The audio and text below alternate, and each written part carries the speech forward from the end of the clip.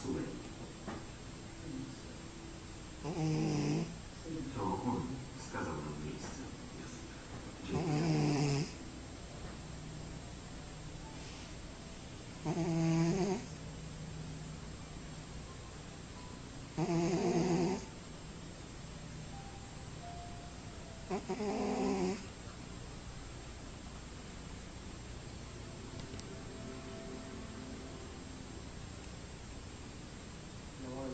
Jeśli chce Pani zobaczyć małą, musi Pani powiedzieć wszystko, co Pani wie. Pan jest zjadły, nie przesadzajmy. Tylko jego słowo. Niech Pan uwolni sankcję albo wezwę policję. Chyba się nie zrozumieliśmy. Usiądźmy i porozmawiajmy.